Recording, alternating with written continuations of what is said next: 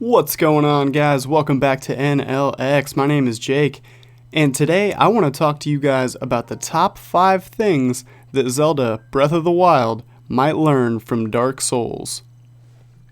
Starting out at number 1 is difficulty. Now, I definitely won't make the claim that the Zelda games have always been easy.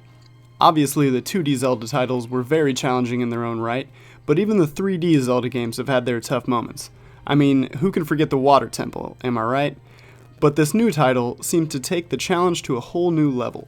We haven't seen any true dungeon gameplay yet, but I'm sure there are going to be plenty of deep and challenging puzzles for us all to bang our heads against come release. But that's typical for a Zelda game. No, I'm more so talking about the combat. In this clip, we see a standard enemy take 2/3 of Link's HP in one attack. That's a good chunk of damage. It seems that not only will the enemies hit harder this time around, but they will also attempt to take you by surprise. In this clip, we see 2 camouflaged enemies waiting to ambush Link, and they do just that. So not only will these guys hit hard, but they'll be looking to catch you off guard and take you by surprise. And by the looks of it, Zelda Breath of the Wild is shaping up to have some of the most challenging combat in the series to date, and who knows what they have planned for boss battles. Coming up next, we have the stamina bar. Dark Souls certainly isn't the first game to implement the stamina bar. Many games have utilized this mechanic as a means to limit a player's ability to perform actions repeatedly. Although I've never played it, apparently Skyward Sword had a stamina bar as well. Even though many games use this mechanic, I would hazard to say that Dark Souls has done it the best, and the series' success with a more hardcore and devoted group of gamers would back that claim up. That being said, your stamina bar in Breath of the Wild won't affect your ability to attack, dodge, or block. As far as we know, stamina will only be consumed by running, climbing, and swimming. Although I'd like to see stamina be a more involved mechanic in Breath of the Wild, its inclusion at all is at least a step in the right direction. Coming in at number 3 is weapon variety. Who would have thought that we would live to see the day that Link uses a spear? Well, ladies and gentlemen, today is that day. I mean, not actually today, but like sometime in 2017 will be that day. That's right, guys. Variety is truly the spice of life, and by the looks of things, Zelda Breath of the Wild is going to be pretty spicy. Although it's true that there have been several different weapons you could use in previous Zelda games, most of them function pretty similarly to each other. In this game, we can choose what kind of weapon suits each situation, and since weapons have durability and seem to break pretty often, we may be forced to use weapons that we might have ignored otherwise. Coming up next, we have non-linear gameplay.